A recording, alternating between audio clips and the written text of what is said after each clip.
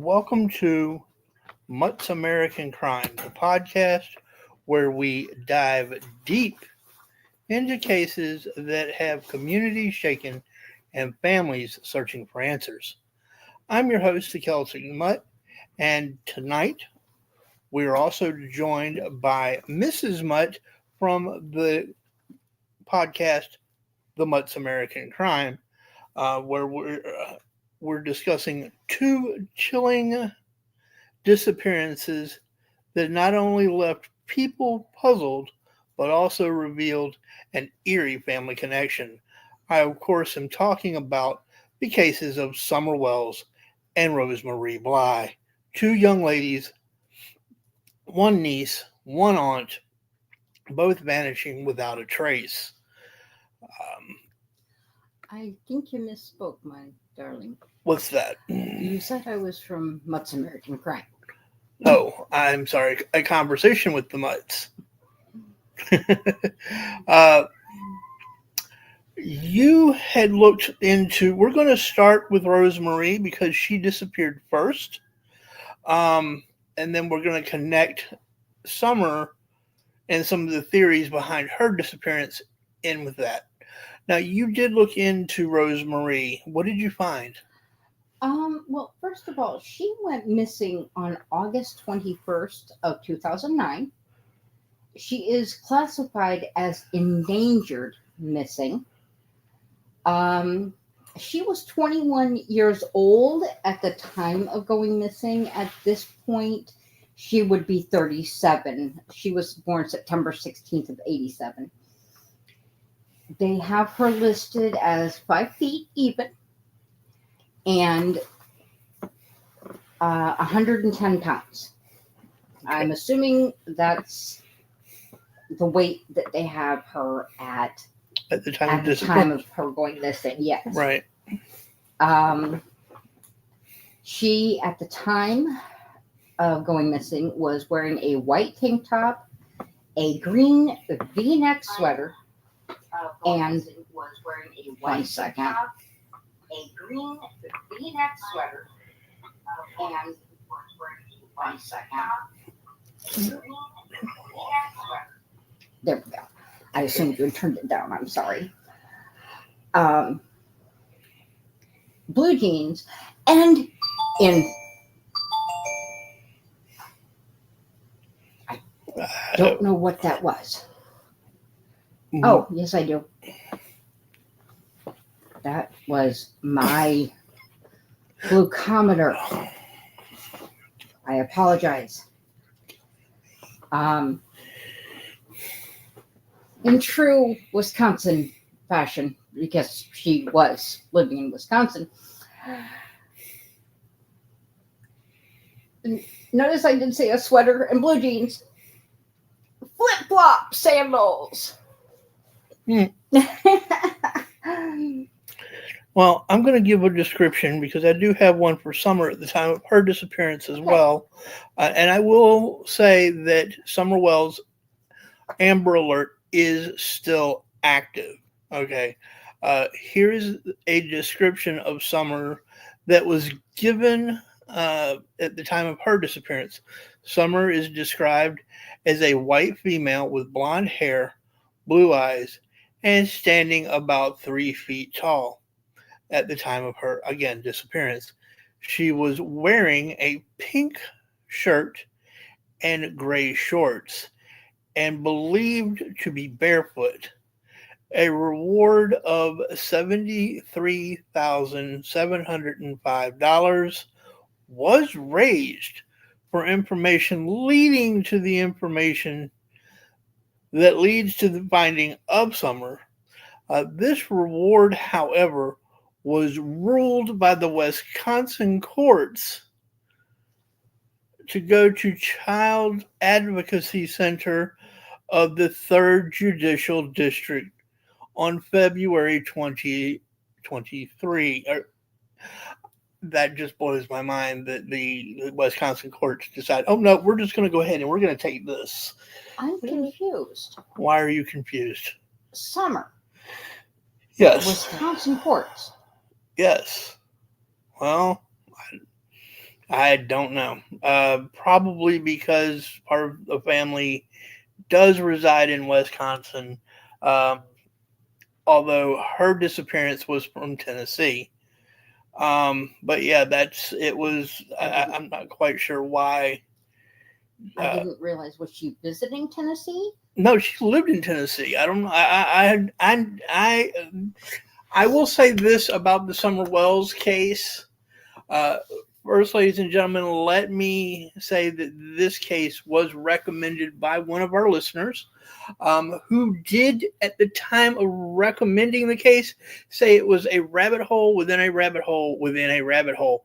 And yes, that is the case. There are a number of strange and unusual discrepancies in this case that kind of all fold in on each other, uh, right down to where she disappeared from. So there's a number of things that don't make sense to me.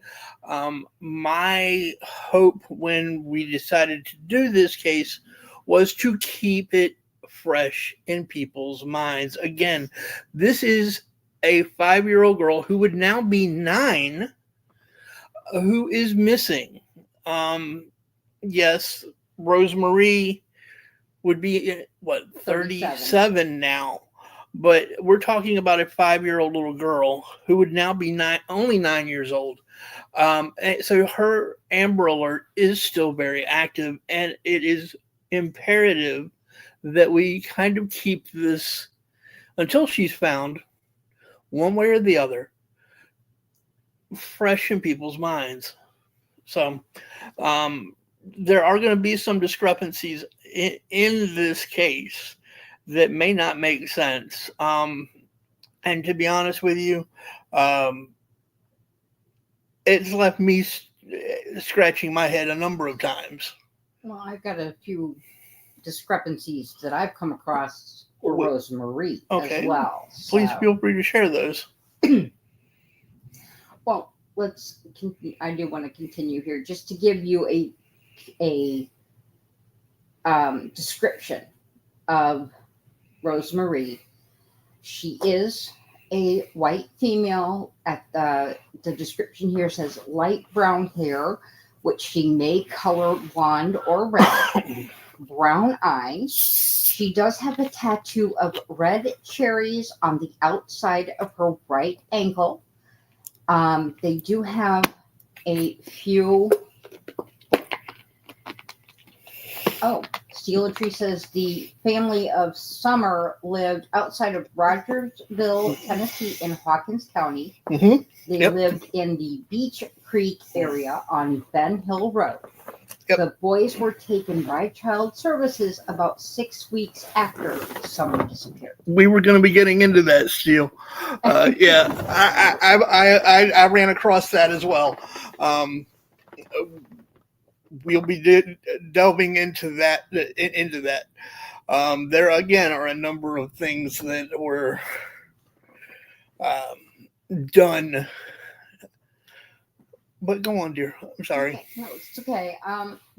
There are pictures both of the tattoo and of Rose-Mare at the time she was taken or thereabouts, or pardon me, disappeared or thereabouts, as well as progressed pictures on a number of sites, which I'll be glad to give you the site so you can post those if you would like. Yeah, absolutely. We can post those. She frequently changes the length and style of her hair. At the time of her disappearance, her hair was cut in a chin-length bob. Now, as for what occurred, she was last seen in LaCroix Falls, Wisconsin, at or about 7:30 p.m. on August 21st of 2009. She left her home in the 2300 block of River Road to travel 4 or 5 miles to Cushing, Wisconsin, to meet a cousin. Now, this gets a little hairy because I've seen in several places where it says at a bar. And I've seen where that came from her husband. Christopher Larson? Christopher Larson? I don't Yes, recall. that is her husband's name. I don't have his name in this article. Oh, okay. And I just didn't recall. But I was listening to another podcast this morning that when they went back to him, he said something along the lines of, I don't know where you got bar.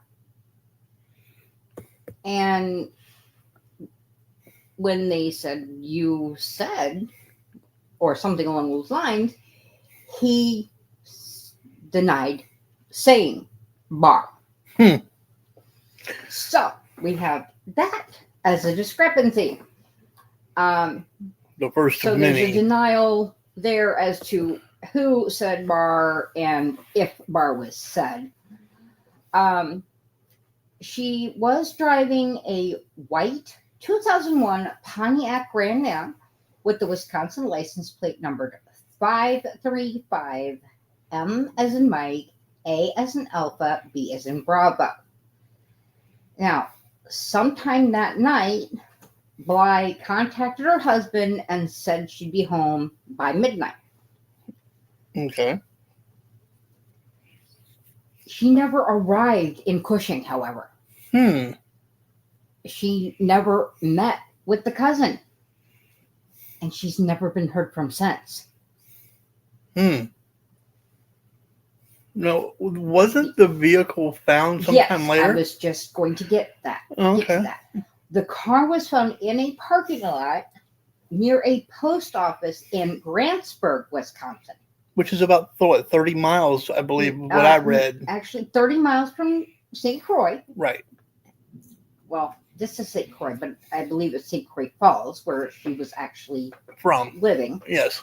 And 15 miles from Cushing, which is actually where she graduated from, Grantsburg. And she actually had family still living in Grantsburg. Okay. Now, this is another little questionable thing here as well. The article I have here states that the lot the vehicle was found in is normally used by truckers to park their semis, their tractor trailers in. Again, the podcast I listened to this morning said they actually pulled up MapQuest from 2009, and they had looked at the area that the vehicle was left in, the area of the post office, the bank, and several restaurants. And the only lot they could see that would have possibly qualified did not appear large enough for tractor trailers. Dump trucks, straight trucks, that sort of thing, yes, but not tractor trailers. So there's questions there.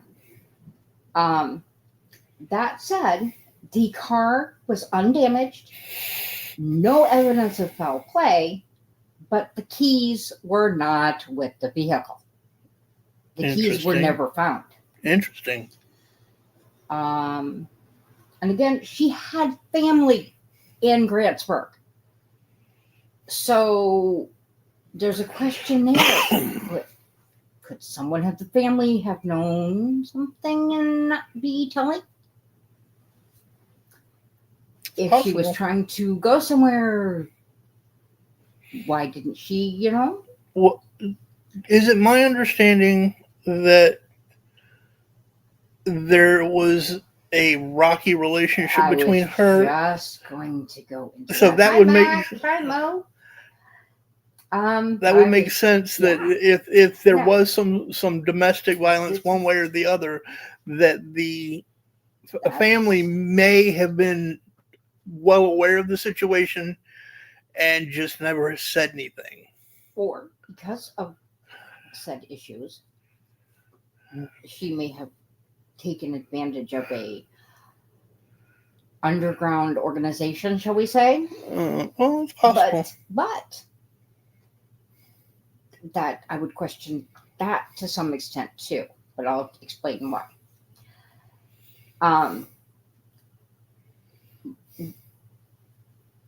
However, her disappearance came about.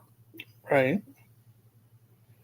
She left behind a husband and 2 daughters under the age of 2. I would think, I may be wrong, but I would think that as a mother of such young children, if you were in a situation like that, you would try to remove your young daughters from the children or from that environment. Right. So,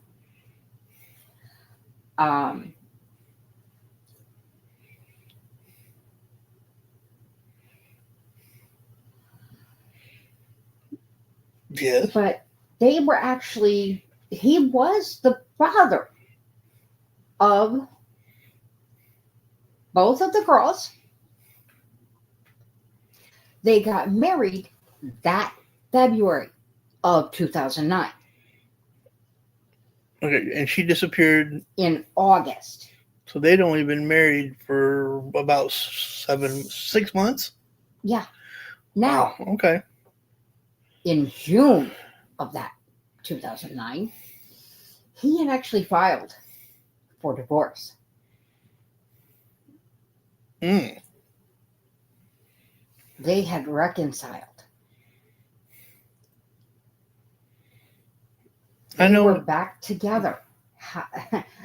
But like you said, like we had talked about earlier, there had been there was a police call to have them come out to the house at least once to intervene in a domestic violence incident. Right. Excuse me.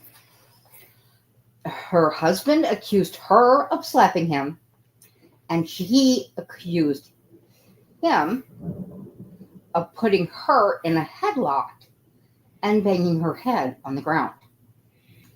Mm. Now, from another source, again, that podcast, from what I understand, she's the one that got charged, not him. But the podcast was not able to say what became of those charges. I got you. I know another strange fact that I did look into this a little myself. And one of the things that I found kind of odd was the timing of him filing for divorce. I'm going to go into that in just a minute.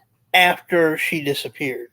It was only like 3 weeks? 3 weeks. 3 weeks after she disappeared. He filed for divorce and was granted that divorce in 2010. And he also filed for sole custody of the daughters so that she could not come back and get the girls. I can understand that to some degree. I would imagine that any good lawyer worth his salt would recommend that their client do that if there was some question about either her having a substance issue or a violence issue of some kind. Did you find anything? I did not find anything about her having any sort of addiction or substance issue. Mm-hmm. I did not find any history of mental health issues. The only thing that I found was that she fell off a horse roughly a week before her disappearance. Mm-hmm. She told her mother she was having headaches This after that. the senior Candace Bly. And that her mother told her to go see a doctor, but there's no evidence that she did. Her mother speculated that she had been disoriented due to the injury and wandered away, but there's no evidence to support this or any other theory. I want to interject here for just 1 second, Mhm. dear. If you folks hear thunder in the background, that is not a sound effect, ladies and gentlemen. The irony that a thunderstorm is rolling through as we are recording this does not escape me that there is. So if you do hear it, it is actual thunder. It is actually a dark and stormy night. night. Yes, it is actually a dark and stormy night. But anyway, I found that ironic. Now, this is something else that I did find interesting. This article does say her husband passed a polygraph, and this says that he isn't considered a suspect in her disappearance. However, another source says that the police department has stated they have not ruled anybody out. I could imagine this family is definitely suspect in my mind, and I will go more into detail as to why I say that when we get to the Summers portion of this. Now, just to make sure I'm putting it out there, if anybody has any information on Rose-Mare Bly's disappearance or location, Polk County Sheriff's Department's phone number is 715-485-8300. Please, if you know anything, give them a call. That is Polk County Sheriff's Department in Wisconsin. And our audience is saying that they cannot hear the thunder. Okay, well, although Mac is saying they had an earthquake the other day. Oh no! Well, I didn't know. I didn't know if the mic was picking it up or not, because I am sitting right next to the window. I'm sitting between two windows, actually, in a corner. So I wasn't sure. I will say this about Summers' case. There are a number of... Oh, there was one other thing. Go ahead, dear. I'm sorry. Now, another thing, when the night she disappeared, she did not have any credit cards or debit cards, and she had very little money with her. And like you said, her husband filed for divorce 3 weeks after her disappearance. And like I mentioned, he sought a court order to prevent her from returning and taking the children. He was granted the divorce petition in 2010, and he has sole custody of their daughters. Well, this family has a what is the word I'm looking for? I won't say a penchant for a dark cloud over them. Yeah, a dark cloud over them in regards to disappearances. One theory suggests the following: on June, and we're going to now get into some Summers situation. One theory suggests the following: on June 15th of 2021, the then 5-year-old Summer Wells was reported missing from her home in Rogersville, Tennessee, according to her mother. Summer was last seen heading to play with her brothers in the basement after helping her grandmother and mother, both, by the way, are named Candace Bly. So there may be some confusion there. After helping them plant flowers in the yard. The second theory is that she went missing from the yard. Either way, her family's life would never be the same despite an extensive search by local authorities, search teams, and volunteers. She was never found. In the years that have followed, the case remains unsolved, and with each passing day, the questions are only growing. I found it odd that there was a discrepancy as to where she went missing from. She was either in the house or she was in the yard. That to me is just odd. Sounds a little JonBenet. A little bit, yeah. A little bit JonBenet Ramsey there to me. I've given the description. What if I told you that there was more to Summer's story than just the tragic disappearance? What if I told you, and we've already discussed Rose-Mare Bly, her disappearance 12 years earlier, which also remains, as we've just discussed, unsolved. There's just a little too much there. Now, there are some theories that say that both of these young ladies could have been the victims of trafficking, is one of the theories that's out there. Well, that Rose-Mare was definitely not out of that age range, and Summer was definitely not out of definitely not. No. You've done a really good job of going. I'm just still trying to get over the fact that Rose's husband filed 3 weeks after the disappearance. Yeah, he didn't live in Grass Grow. Right. He stated that he believed she left. Oh, wait a minute. She would later return. His fear was that she would later return to try to take the kids back. So he was trying to prevent that from happening. Yeah, it just, I don't know. There's just a lot there to unpack. I mean, now one of the other theories is that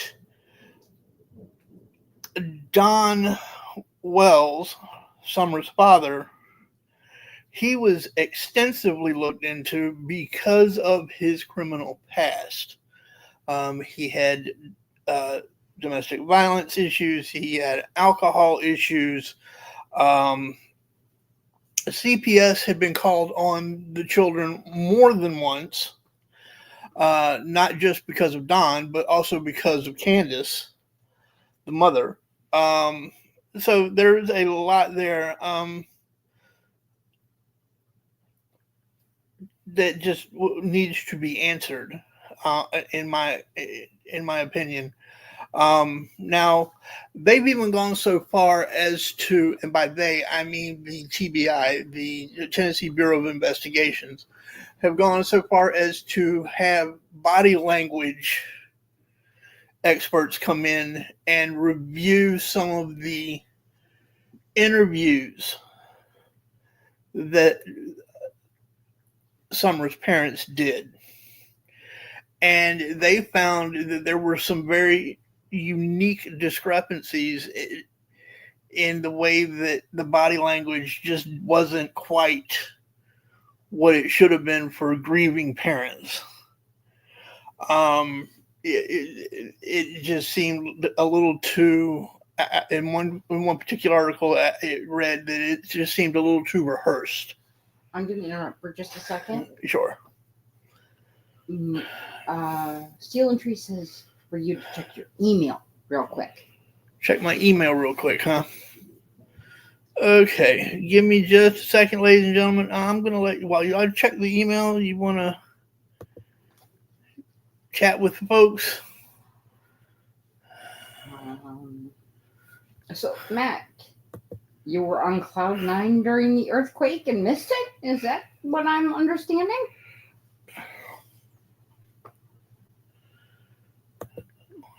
You know, I actually had a bit of an earthquake when I was a kid.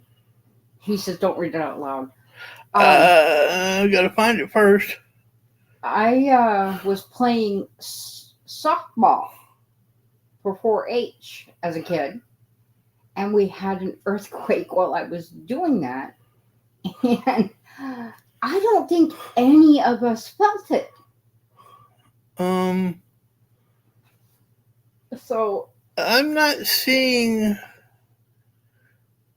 an email here from you, sir. I don't know that it's come through yet.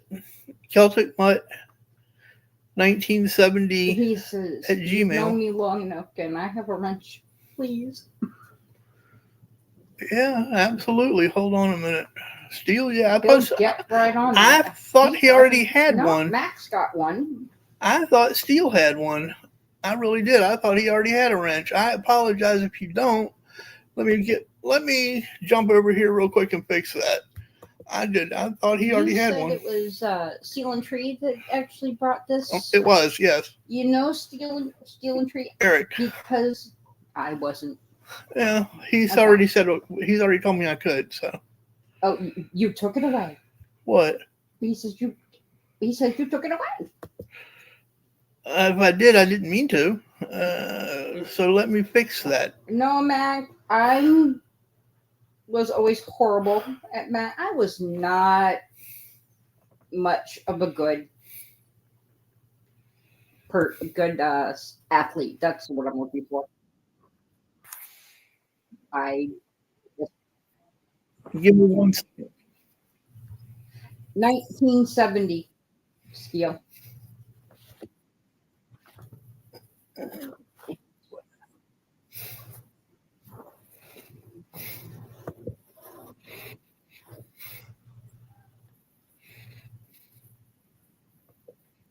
Just do it back.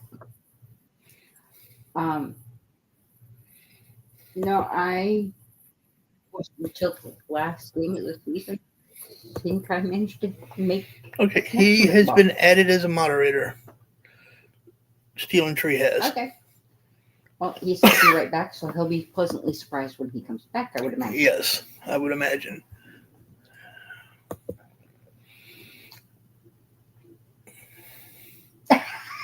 He says, I got power.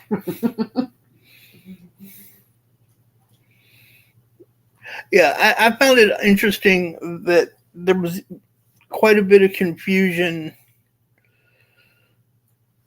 simply because both Summer's mother and grandmother had the same first name. Yeah, well, kind of welcome to my. Well, no, that was they're in Tennessee. My paternal side of my family. Yeah, well, welcome to the South. There are 5 people with, 4 or 5 with my first name. Remember? Mo says no removing me. No. And Max says stay after class. Right. Max says stay after class. Well, I always stay after class. Yeah, but I mean, look at my family. It like every other person has the same. Every other woman has the same first name.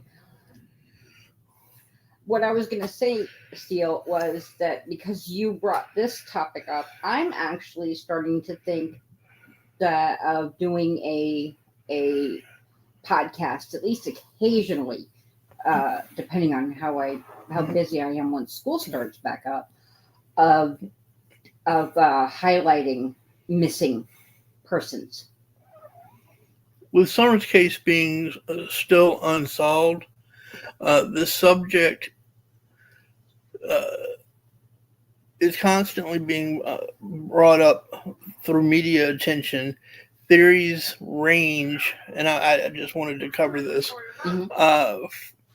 from abduction to an accidental death. The police have yet to rule out any possibilities. In Rose-Marie's case as well, both cases do remain open, and some believe that there are elements to both cases that could tie them together. Here are two examples of theories about these two cases. Theory A is some believe that there may be, a connection between the two disappearances based on the family dynamics. Both Summer and Rose are part of a complicated and sometimes troubled family structure, and certain individuals within the family have come under scrutiny in both cases. For instance, Summer's parents, Don and Candace, have been questioned about circumstances of her disappearance, and there have been reports of issues with Child Protective Services prior to Summer's vanishing. Now, as it was pointed out, her brothers were removed by Child Protective Services shortly after her disappearance for their protection. Don Wells, for example, Summer's father, following the disappearance of Summers, his past criminal history, particularly his issues with alcohol and domestic violence, and his history of arrest, became a focus for both media and the public. Many people began to scrutinize his past actions to see if they could provide insight into what happened to Summer. In addition to the charges listed above, Donald has also faced allegations of legal issues related to child neglect. These were sometimes mentioned in connection with his overall history of legal troubles. There, just to check your mail, make sure you got it. Okay, give me just a minute. As for Candace, both she and her husband Donald have been subjects of child neglect investigations by the Tennessee Department of Child Services. While Candace was never formally charged in connection with her daughter's disappearance, there are allegations of past child neglect regarding her parenting. These details surfaced during the investigation into Summer's disappearance, but as of now, no charges have been brought against her related to the case. Do we know if the boys were temporarily removed or permanently removed, or if it's still being determined if they will be returned? I haven't run across that, whether it is or not, whether it was permanent or if it was just a temporary removal. I personally don't know. I wasn't able to find that out.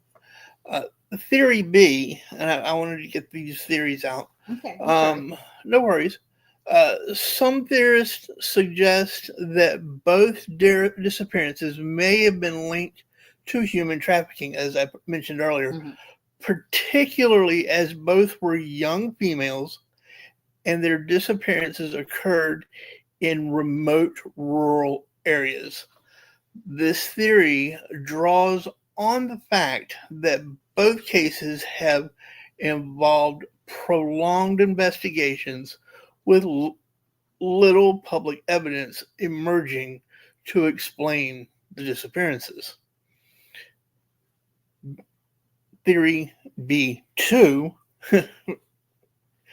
there's B1 and B2. Rose Bly was last seen leaving her aunt's home and was thought to be en route to a nearby town, but she never arrived. It's been suggested that she may have been targeted for human trafficking or other criminal activities. Some speculators, have drawn parallels with Summer's case, suggesting that both could have fallen victim to similar criminal elements. So there are a number of wild theories out there. Unless one or both is found, we may never know. But the fact that they're not close in age. I mean, they're both young, right? But they're not 21 and 5 is not close in age. 37 and 9 now. Yeah, no, that's not. And you don't hear of people, 2 or more people from the same family going missing unless they go missing at the same time because they're in the same vehicle, like a whole family, mother, father, child, or, something like that, all disappearing at once. I got you. And Steel and Tree, roger that. I understand what you're saying. I got you, bud. Again, I'm just going over what the theories are that are out there and what the facts are that we know currently. I'm not saying any more than that. I will say that if anyone, and I do mean anyone, knows anything about the Summer Wells case, I strongly recommend that you get in touch with the Tennessee Bureau of Investigations and give them what information you may have. And that goes for anyone out there who may hear this podcast at any point from today, which is May 14th, 2025, through the rest of time until she is found. Either of them are found. Yes. Either or both of them are found. So let me just go ahead and preface the rest of this podcast with that statement. I'm not pointing any fingers at anyone in particular. I am simply we are simply going over the theories that have been put forward and bringing you the facts as we have found them. Yes. So there is. And we will be glad to post the phone numbers to Tennessee Bureau of Investigation and the Polk County Sheriff's Department, I believe it was. Yeah, that will have to be done. Yeah, that will have to be done after the show. Will be put in. We can do that. We can post those into the descriptions. Mm-hmm. So if you do have any information and you would like to contact them, but shortly after the show, we will post the telephone numbers.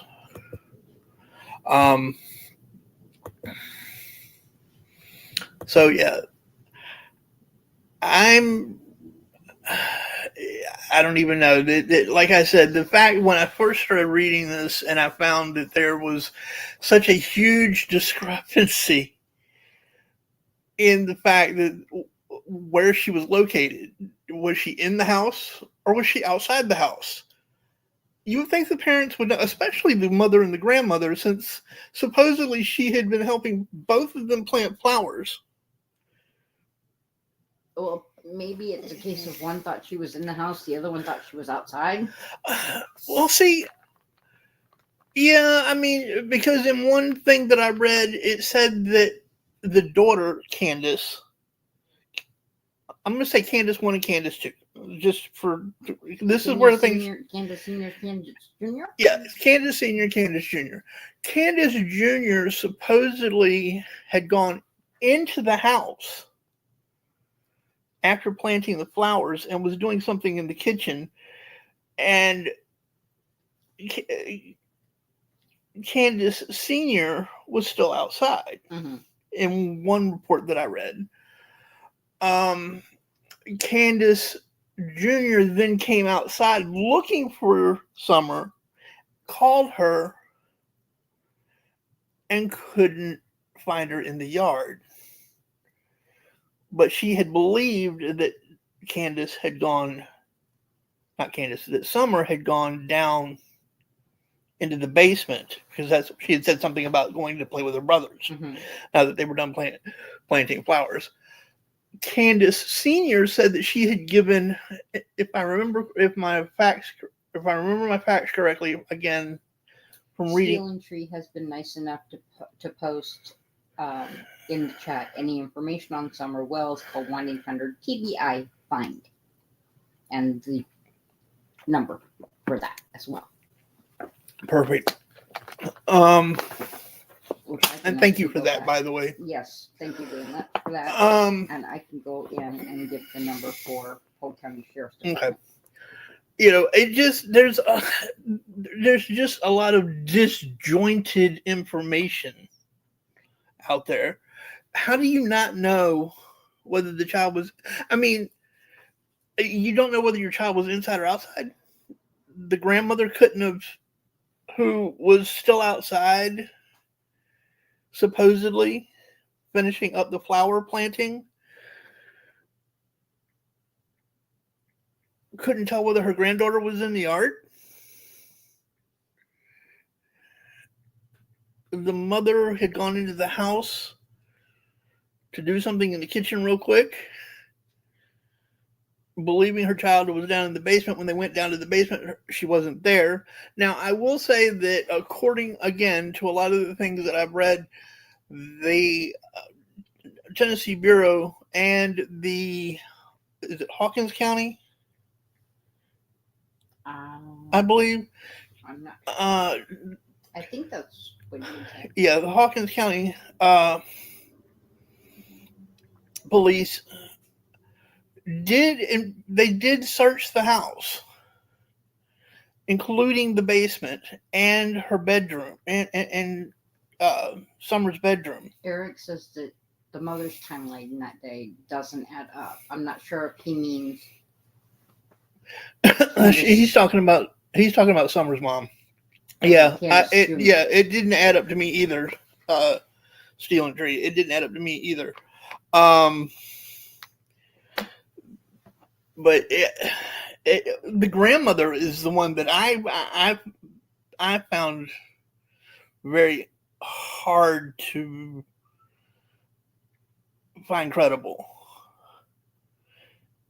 When I saw the interview, she was kind of hemming and hawing her answer, at least to me.